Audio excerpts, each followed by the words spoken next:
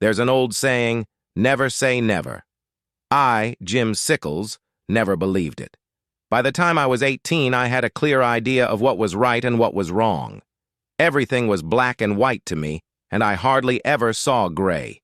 My parents always preached that honesty is the best policy. Probably because of their influence, and the punishment I received when I lied, and the positive reinforcement I received when I told the truth, even if it didn't reflect positively on me. Even as a child, I was particularly susceptible to reliability and thought it was the most wonderful quality a person could possess. In addition to the influence of my parents, perhaps it was a number of different examples of the consequences of a lack of honesty on the part of others that shaped me into the person I have become. Here are just a few of the most memorable examples. When my friend Billy Thorsness lied about seeing one of our high school teachers smoking pot because she gave Billy a D. He was eventually expelled and a civil suit was filed against him and his parents. When I was a freshman in college, my fraternity brother John Riggle submitted a term paper that someone from an online store had written for him. He ended up getting an F and was suspended for 1 semester. When my mother's colleague and the most successful forensic lab technician in my hometown, Juliet Probst, lied on her resume about having a master's degree in forensic science when she only had a bachelor's degree and an economics degree on top of that. Dozens of criminal cases had to be refiled, nearly damaging the city budget and putting many criminals back on the street. And she was fired. When I was home for the summer between my junior and senior years in college, Mr. Watson, our nearest neighbor, literally threw Mrs. Watson, his wife, after 20-something years of marriage, out of the house, loudly calling her a whore for cheating on him. She picked up a gardening tool and used it to draw something on his face. They ended up divorced, she went to jail, and their son had to drop out of college because they spent all their money fighting each other and he had no money to pay his tuition. Given my penchant for honesty and my belief that disastrous consequences are sure to befall anyone who has lied or cheated, I was only interested in trustworthy women when looking for a relationship. Because I was decent-looking and always in good physical shape, I was often flirted with. But if a woman was a known liar or whore, or if I caught her in a fabrication when we dated, I showed no interest and either avoided or ended the relationship. I vowed, both to myself and in conversations with friends and family, that I would do my best to be honest and direct my entire life, and especially that I would never cheat on a steady girlfriend or spouse. I became a machine design engineer, graduating from college at the age of 21. 2 years after graduation, I met a woman named Irene James, whom I really liked and who held the same views on honesty as I did. She had an MBA and was working as a freelance troubleshooter for a small business. Our focus on reliability sometimes led to almost comical results, as we often went out of our way to admit our smallest mistakes. Eventually, we learned not to divulge minor transgressions and married when I was 25, and she was 26. When I turned 31, we began discussing the possibility of having children. First, she needed to get through a busy summer when she had to travel a lot, and I had just finished working on a complicated and energy-consuming project. We decided to rent a summer lake house for 10 weeks because my next project I could do mostly from home, and the clients she needed to serve during the summer were closer to the lake house than to our city apartment. As soon as the summer was over, we started preparing for the birth of our baby. The neighborhood in which we rented the lake house was very friendly and had people who lived there for half the year during the summer. We were the only renters, but we were welcomed with open arms. One very notable feature of the community was that almost without exception, the female residents, regardless of age, ages ranged from 22 to 61, were very attractive. Their active lifestyles on the lake and their above-average affluence meant that they were in good physical shape, and most of them had pleasant to beautiful faces. 3 of them were provocative, though clearly fun. Becky, Samantha, and Colleen liked to behave lewdly in the presence of their husbands, who, with the exception of Colleen's husband, responded to them with the same lewdness. Their reputation for partying was solidified when one Saturday at midnight, as the party was coming to an end, they went nude swimming together. While Becky and Samantha gave me the impression of the usual fun-loving housewives, Colleen was different. She had a degree in biochemistry from the University of California at Berkeley, where, according to U.S. News and World Report, the biochemistry program has the highest ranking in the country. At the age of 31, she was already a lead technician at a local for-profit biochemistry firm. One of the chemists who worked for her also lived in the neighborhood. It seemed that she spent half of her working hours at home and the other half at a company only 10 kilometers away. Her free time seemed to be consumed with exercise and partying. Colleen was very unusual because I had never before seen technical talent and sexuality combined in the same woman. We didn't have engineering students like her at the University of Illinois, where I was getting my degree.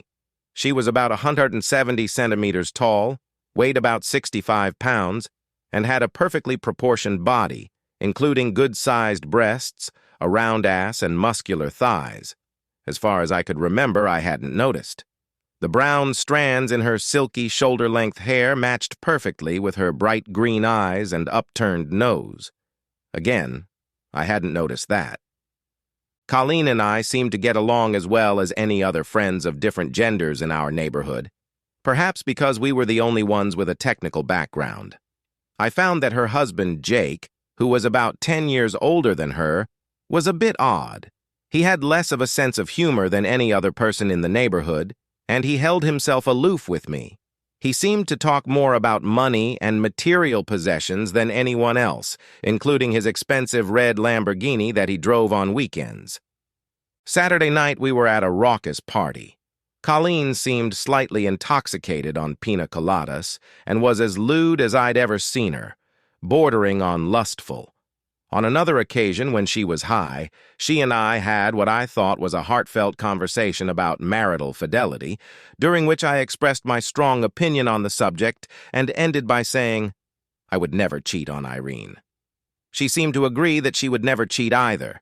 She and I didn't have any heart-to-heart conversations that Saturday night, but I did sniff her armpit. Yes, I did.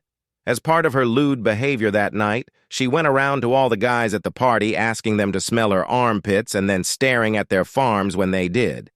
Because Colleen is so sexy, all but the two oldest guys agreed with her, including me. By the way, her armpits smelled pretty good, strong but not unpleasant. Jake left early after Colleen asked a fifth guy who was sniffing her armpit, obviously an annoyance. After the party, Irene and I walked Colleen home since we were on the way and wanted to make sure she was okay.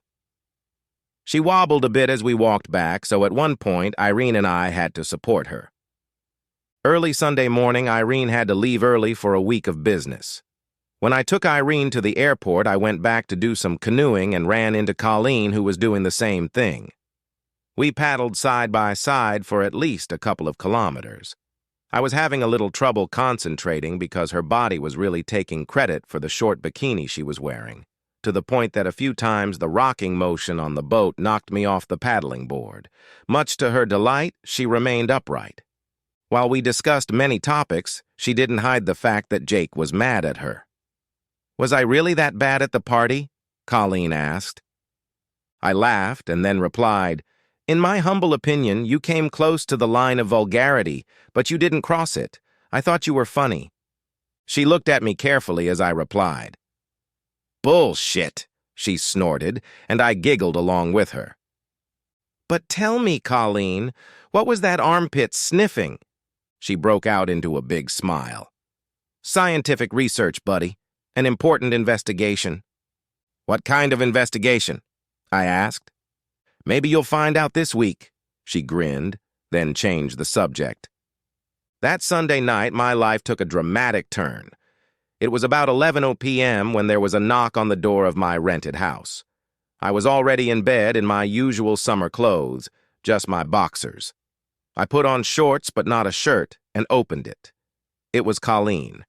She was wearing only a t-shirt, shorts, and sandals, and in her pocket was something that looked like a tube of sunscreen. She had a frustrated look on her face. "Hey, Jim, I'm really sorry to bother you, but can I use your phone?" "Oh, sure, Colleen. What's the problem?" Jake said some terrible things to me, so I ran out of the house and wandered around the lakeshore for about an hour. I left without my keys, and when I came back, the house was locked up tight and he didn't answer. I thought I'd give him a call. "No problem," I answered, though I feared I'd be dragged into a family argument. Colleen called 3 times, apparently to no avail. "He must have pulled the phone cord. I don't know what to do," she muttered with an unhappy expression on her face. "Look, we have 3 spare bedrooms with beds already made. Stay here tonight. Get a room with a bathroom," I said with a smile. "That would be great. I need a shower. It's a bit humid here for an hour's walk." "Thanks a lot, Jim," she blurted out, giving me a hug and a peck on the cheek. I really wish she hadn't because it made my crotch move involuntarily, and her hands on my neck were a little greasy, like she'd just applied sunscreen to them. I went back to bed, heard the faint sound of running water in the guest room bathroom, and soon fell asleep. Somewhere in the middle of the night, I woke up with a surprise. I felt someone stroking my back. I quickly sat up. "I'm sorry, I didn't mean to wake you up," were the first words spoken in a distinctly female voice. I turned on the dim light next to the bed. A naked Colleen was staring at me. "Colleen, what the fuck are you doing here?" I blurted out. "I'm sorry. I just felt so lonely and couldn't sleep. I just wanted to hug someone," she replied with a humble look. "Why are you naked?" I asked. I'm sure my eyes, big as saucers, were involuntarily drawn to her breasts and thighs. I hadn't gotten a good look at her the night she went swimming naked, probably because Irene had covered my eyes with her hand, so I didn't know she had plump breasts. "I'm sorry, but I often sleep naked, and besides, my clothes are dirty," she grumbled. Well, I can give you one of Irene's nightgowns," I muttered. Irene is in her late teens, weighs about 70 pounds, and is almost as tall as Colleen. "Thanks, Jim." I hurried upstairs, pulled Irene's most conservative summer nightie out of a drawer, and held it out to Colleen. She stood up and slowly put it on in front of me, showering me with thanks. Once dressed, she climbed back into bed. Colleen, you can't sleep here," I shrieked. "I'm already dressed and I really need physical contact. You told me you'd never cheat on Irene, so I don't have to worry about you not being a gentleman," she whined. Yeah, that's true. But it's just wrong. I'm sorry, Colleen, but you have to go to the other bedroom. Please, please, please," I moaned. "Okay. I hope I can sleep on my own," she muttered, slowly getting out of bed and floating out of the room, wiggling her round ass over those sculpted thighs. I didn't notice it, though. I had a very hard time falling asleep, but eventually I did, after tossing and turning from side to side for about an hour. When I woke up the next morning around 7, I noticed that there was a trace of some kind of lotion on the sheets. I sniffed it, and it seemed fragrant. Maybe Colleen was wearing lotion when she climbed into bed, I thought, but immediately put it out of my mind. Colleen came downstairs 2 minutes after me, still dressed in the nightgown I'd given her. "Did you sleep well?" I asked cautiously, hoping to avoid the awkwardness of talking about how she'd walked into my bedroom naked last night. "Pretty good," she replied with a smile. "How about you?" "Yeah, just fine," I lied. A little innocent lie to avoid an awkward conversation and not violate my honesty policy. "Would you like some breakfast? I'll make scrambled eggs and bacon if you want." "That's so sweet of you, but just yogurt and some fresh blueberries if you have any," she smiled back. "I will. Help yourself to the fridge." I picked up on that in return. I made myself some toast and also grabbed some yogurt, and we had a nice breakfast of conversation, thankfully avoiding difficult topics. After Colleen put on her shorts and t-shirt, getting ready to leave, she said, "Jim, I noticed an insect bite on your left arm," and reached for my wrist. Holding my wrist, she turned my arm slightly. There was a small bite mark on the inside of my elbow. "Let me put my special cream on it," she said in a serious tone. She pulled the tube I'd seen the night before out of her pocket and liberally applied the cream from the tube to my bite and the surrounding area. "The pain will be gone in an hour," she said proudly, rubbing some of the cream into the red mark. Pity Colleen hugged me goodbye and thanked me again. That morning it was hard to get thoughts of Colleen out of my head as I critically reviewed the latest version of CAD for the tractor's new transmission. Much to my disappointment, the situation was getting worse as time went on. Never before had I had such trouble concentrating when working on a design project.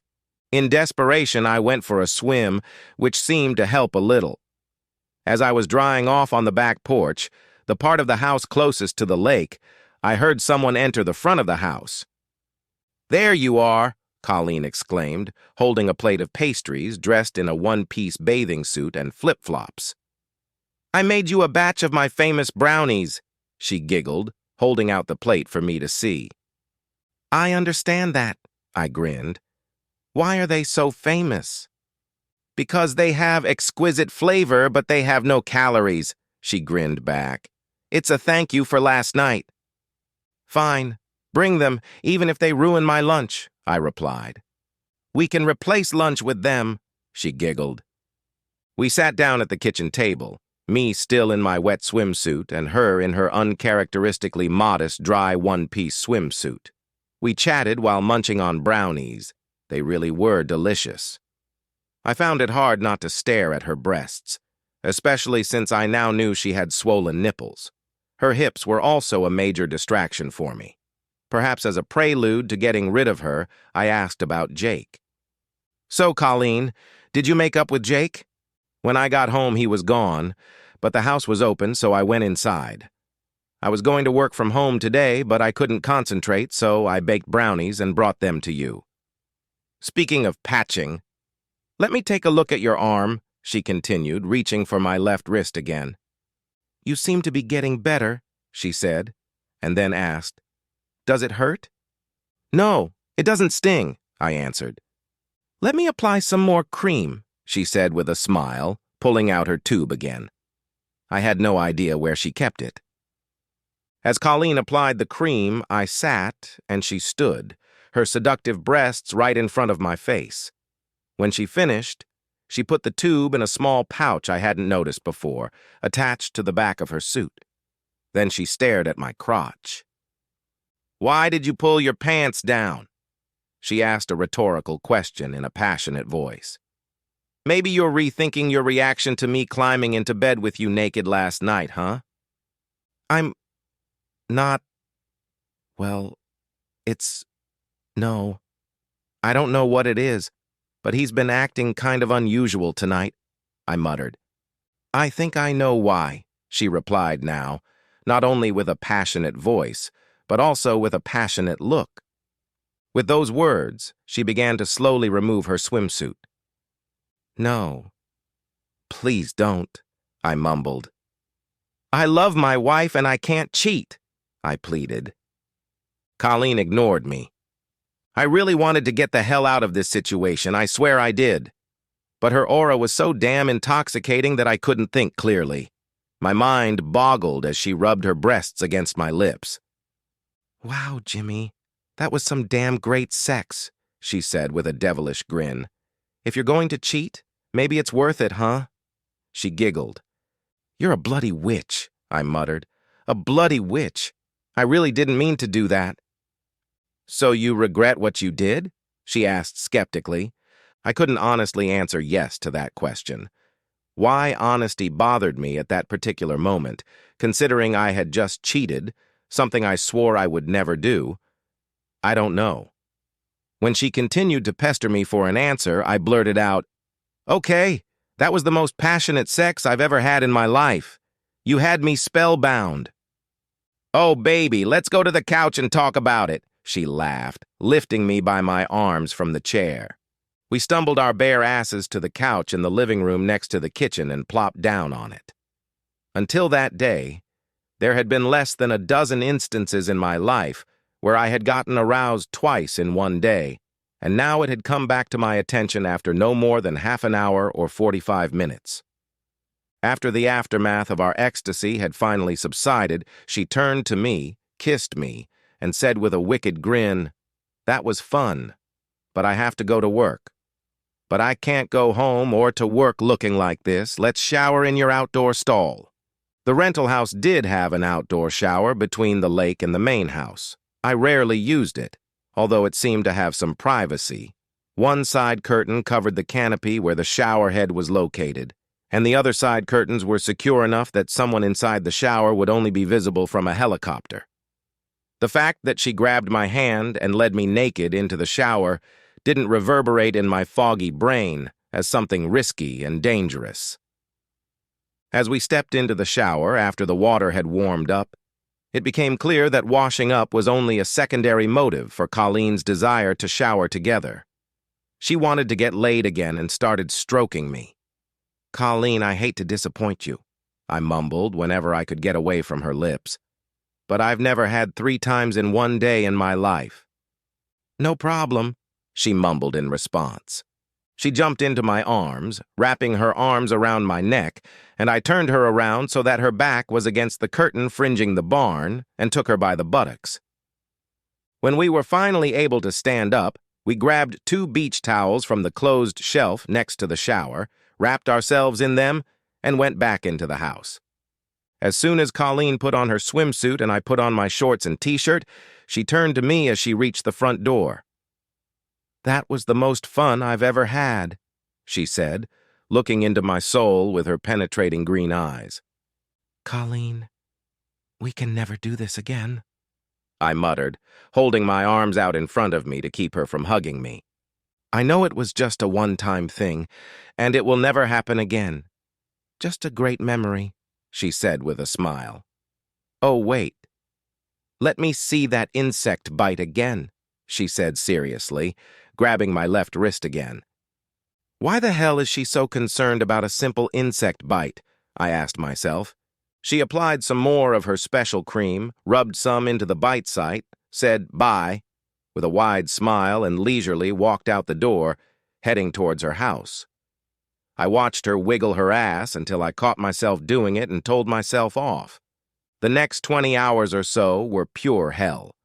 I alternately felt guilt, elation, depression, and arousal as I thought about the 3 most passionate sexual encounters of my life. Talking to Irene on the phone that night further exacerbated my guilt. I hardly slept at all. The next morning after the day I had slept together 3 times, I tried to work again. However, I kept noticing Colleen's brownie plate on the kitchen table, and whenever I saw it, I thought of her plump breasts. I decided that I needed to get her back, Freudian style. I intended to just leave the plate between her door and the wicket, but when I got to Colleen's house, the wicket was open and the front door was locked. I was about to turn around and go home with the plate, but then I said to myself, "Come on, pull yourself together. You can fight back if she starts hitting on you. You won't cheat again.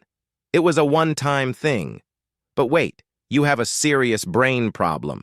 You need to leave now." While I was playing mental ping-pong, Colleen suddenly appeared in the doorway. "I thought I heard something, Jim. What the hell are you standing there for?" Okay. "I'm returning your brownie plate," I muttered. "I seem to be stuttering a lot lately." "Thank you. You're so sweet. Come in for a second," she smiled, unlocking the mesh door. At least she was fully dressed, in a blouse, skirt, and flat-soled shoes. "Okay, but I can't stay. I need to focus on a work project," I said, stepping inside.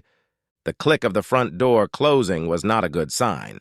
As Colleen took the plate from me, stroking my fingers seductively, she said, "I couldn't concentrate either, and I have something I need to do today. But I have an answer. I guarantee that if we have any more crazy sex, we'll forget about it and we can work."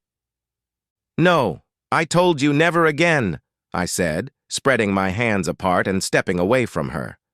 My gaze was unknowingly fixed on her breasts. "I need to focus," she replied in a husky voice, quickly unbuttoning her blouse-no bra covering those deliciously plump breasts. "No, I'm never going to—" Soon we were naked. I was lying on my back on the oriental rug in her living room, and she was vigorously riding me. How it was possible, I don't know, but our simultaneous ecstasies were even more intense than any of the three from yesterday. She collapsed on top of me, pouring sweat and moaning. After we recovered from another sex session, a little over an hour later, for the first time in bed, I got ready to leave. Still naked, she seductively grabbed me by the lapel of my shirt. "Look, Jim, just accept the fact that the rest of the week we're going to entertain each other to the point of exhaustion, and then you can focus. I'll see you tomorrow at lunchtime for a couple hours." Then she kissed me and led me out the door. I didn't respond. My mind was all jumbled up. After agonizing for another hour, sitting on the dock in front of my rented house and looking out at the lake, I had come to terms with what most guys would consider a fantasy come true. But for me, it was as much a nightmare as a fantasy, because my core beliefs had been shattered. She was right. As soon as I accepted my fate, my mind became a steel trap. From Tuesday evening to Friday afternoon, I did a 10-day job. We slept in twice a day from Wednesday through Friday. Each time was as awesome as the previous ones and better than any other sex I'd ever had in my life. When I picked Irene up at the airport on Friday night, I was happy to see her, hoping that some normalcy would return to my life. I expected Irene to be home the following week, which would break my burdensome cycle with Colleen. Things didn't work out the way I'd hoped. Although Irene and I made love each once, on Friday and Saturday nights, it wasn't the same. I wasn't experiencing passion. On Saturday, Irene even asked me if something was wrong. I said I had an upset stomach and a rough week. Technically true both, depending on your definition of the word rough. Sunday afternoon, we were at one of the endless neighborhood gatherings that are always so much fun, but made me nervous because I didn't know how to behave in Colleen's presence. When she came up to me with a wide smile and gave me a hug, I was embarrassed. Thankfully, she then turned and spoke to Irene. I stepped aside and struck up an awkward conversation with some of the people in attendance. More bad news on Sunday night. Irene got an urgent call from her most important client. "I'm sorry, honey, but tomorrow morning I have to leave for 3 or 4 days," she told me with a sad expression on her face. "Irene, you can't. I've missed you so much, and I need you," I moaned. While that was true, the main reason I didn't want her to leave was because I didn't want to visit Colleen. Even though Irene sympathized with me, she convinced me how important this trip was to her business. Monday morning, as I walked Irene to the airport, I was almost desperate. When I got home, I locked the door and swore I wouldn't open it if Colleen showed up, and I certainly wouldn't go to her house. This went on for about 2 hours. Once again, I couldn't get any work done. I was completely consumed with Colleen. I finally decided to go to her house. I didn't even know if she was home or what I would say or do if she was. I cautiously approached Colleen's front door. The mesh door was closed but not locked, and the front door was open. I heard voices inside. I was about to turn around and leave when I heard Colleen's distinct voice loudly declaring, "We can't sell a product that turns people into sex addicts." The voices got quieter after that, but my interest was piqued. I quietly entered Colleen's house and snuck back into the office, where a lively discussion was taking place. Colleen was talking to Jason, a technician who worked for her and lived next door. I wasn't quite sure what was going on, but I heard enough to make the hairs on the back of my neck stand up. In a daze, I collapsed into a chair in the dining room. I vaguely heard Jason walk away. Then I heard Colleen going through some papers in the study. Then she walked into the dining room, and when she saw me, she screamed and dropped the papers she was holding on the floor. "Oh, Jim, you scared me to death. What are you doing here?" she asked cautiously. When I just stared at her while she clumsily picked up the papers with shaky hands, she continued. How long have you been here?" I finally spoke, answering her stare. Long enough. Sit down and tell me what the hell is going on. She turned pale, dropped the papers again, and collapsed rather than sit down in the dining room chair. I just stared at her until she spoke. I've developed a substance that enhances natural pheromones at least 1,000 times. I made a cream out of it. I put this cream on you, that's why you can't resist me. Her voice trailed off and her gaze sank to the ground, and tears flowed from her eyes. Go on. That's all I said. It took Colleen a while to come to her senses. I applied the cream to myself just to check the amount of volatile substances my skin was emitting. The readings were prohibitive, literally more than the handheld detector we had in our office could detect. We had to purchase a more sophisticated device. The cream did increase the substances directly related to pheromones by about 2,500 times. She sighed, met my gaze for a moment, stared at the floor again, and continued. The cream had a side effect. It greatly increased my libido, though not in general, but only for those with complementary pheromones. That's why at the party the night before we went kayaking together, people were sniffing my armpits. Your pheromones were the most appropriate. Many times, I quickly developed an irresistible urge to fuck you. Is that the cream you used to put on my insect bites that you carried around in a tube? I asked, and a light bulb flashed in my brain. She nodded. I'm really sorry, Jim. I underestimated the consequences. I thought the cream would have to be constantly reapplied or its effects would wear off. But I haven't applied it to either of us in a week, and all I can think about is fucking you half to death. She burst into tears and started muttering over and over, I ruined your marriage. I ruined mine. I ruined our lives. I felt a flash of anger. It was only a brief flash.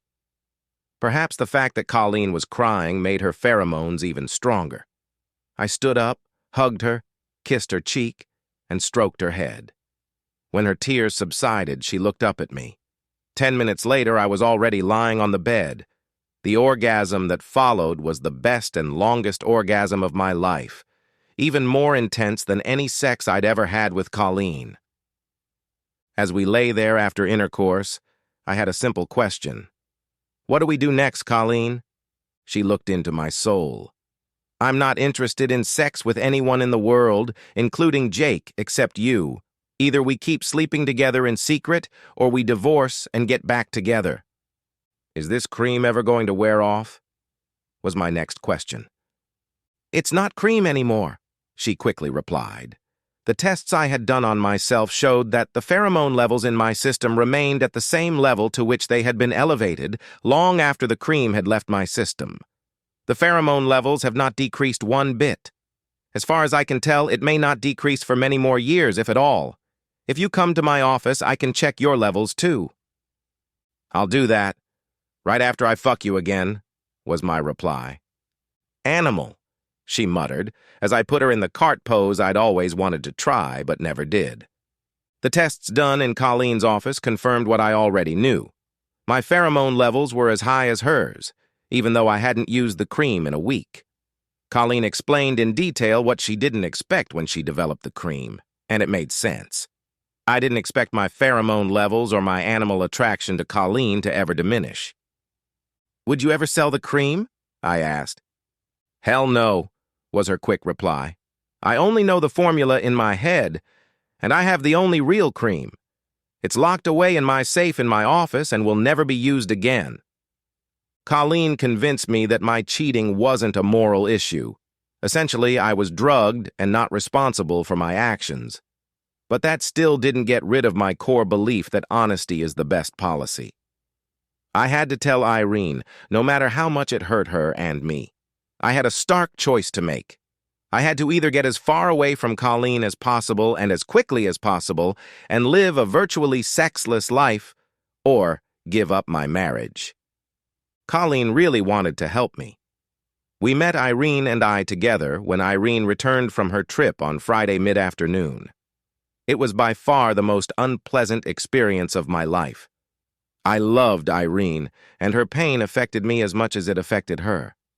After Colleen took full responsibility for what had happened, she left. At the time, Irene was stunned. I sat next to her, hugging her tightly. "What does this mean, Jim?" she asked. "How can I get over it? How can you?" "We can't," I replied. We both burst into tears and sobbed until we collapsed in emotional exhaustion. Colleen and I had facilitated our divorces. We asked for nothing more than our personal belongings and a few $1,000s.